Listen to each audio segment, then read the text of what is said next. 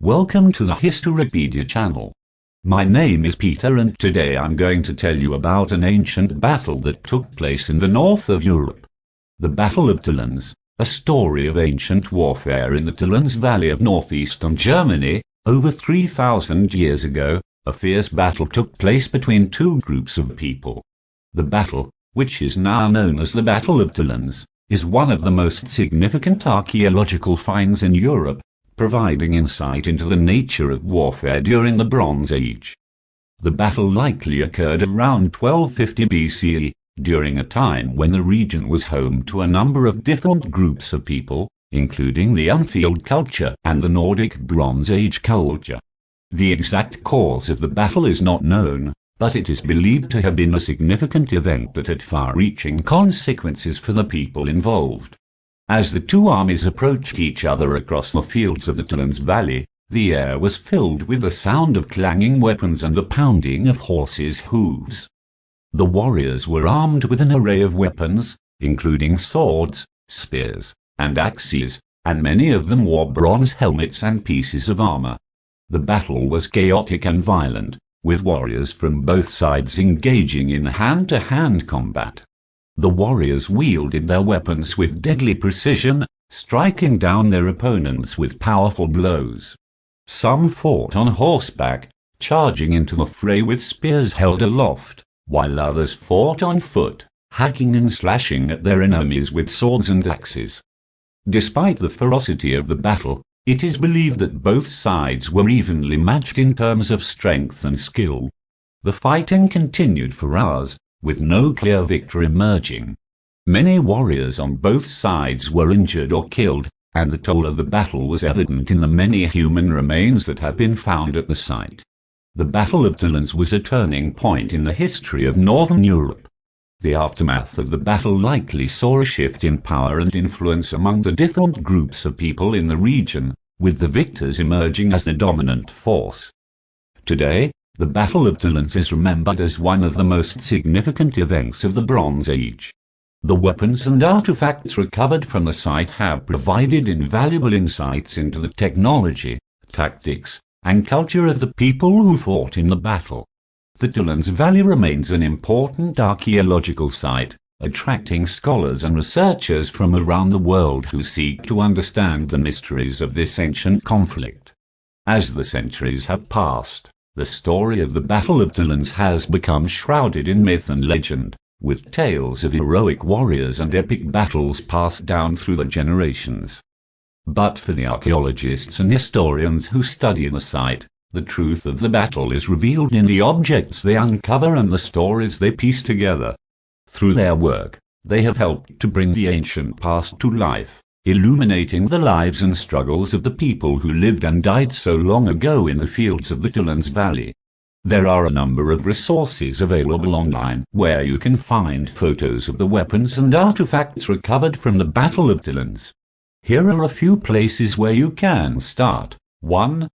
The official website of the Tollense Valley Archaeological Research Project. This website has a photo gallery that includes images of many of the artifacts found at the site, including weapons, armor, and other objects. 2. The German Archaeological Institute's website. The German Archaeological Institute has conducted extensive research on the Battle of Tollense, and their website includes a number of photos and illustrations of the weapons and other artifacts recovered from the site. 3.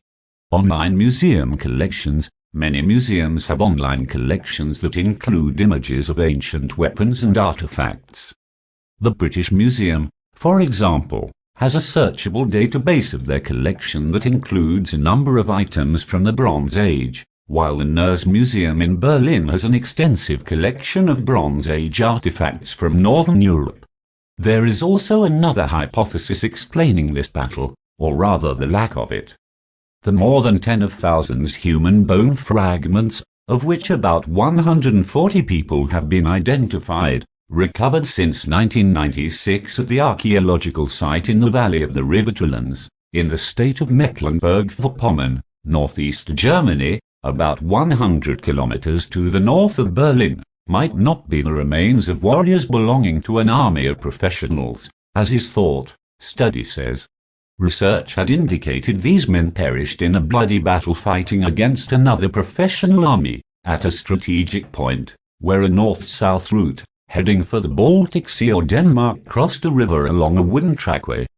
Instead, a new study argues, the bones belonged to merchants of a caravan, massacred in an ambush by a band of robbers.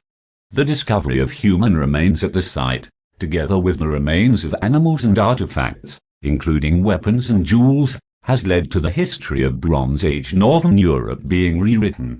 Until this discovery, historians and archaeologists considered Central and Northern Europe during the Bronze Age as a peaceful world, where a limited population lived, occupied only by small villages where farmers tended their lands. This was thought to be an almost ideal world, shaped since the incursion of pastoral people of the Pontic steppe by knowledge of metallurgy, as well as the use of horse and the wheeled wagon, and which well deserved the title the First Golden Age of Northern and Central Europe. In Southern Europe, in the Mediterranean, the situation was very different. This was the era of King Agamemnon and the end of the Mycenaean culture, the Trojan War, the demise of the Hittite Empire, Ramses II battling the Sea People, and battling the Hittites at the Battle of Kadesh.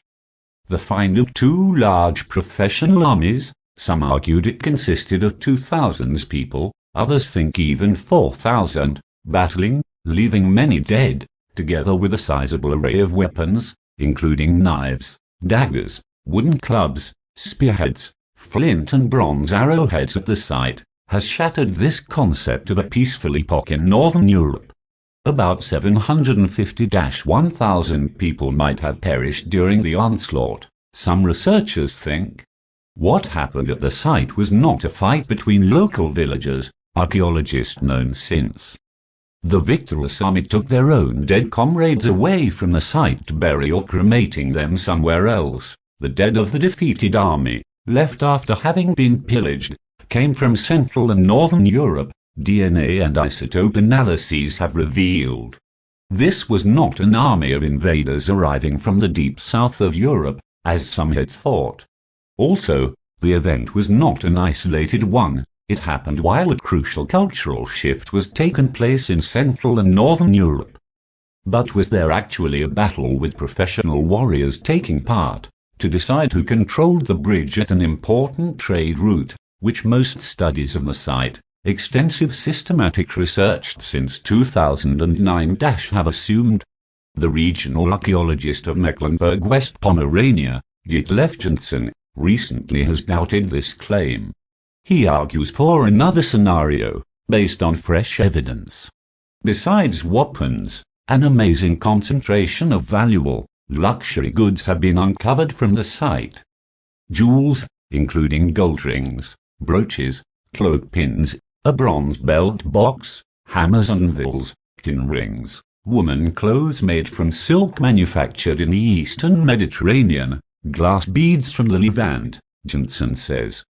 Continuing arguing analyses of the bones of people killed at the site revealed that while their upper bodies were not very muscular, as was expected from professional warriors like archers, the lower spine was deformed, the bone legs massive, as if the men had lived a life of carrying heavy loads during long-distance travels.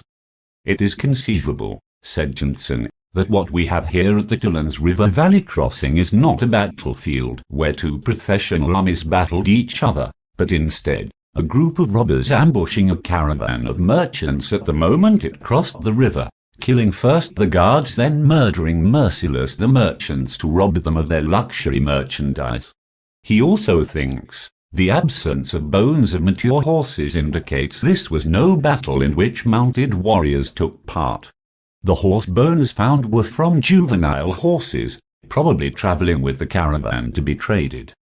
The merchant caravan scenario would also explain why the dead found at the site included women and children, which, Janssen says, professional armies have no need to.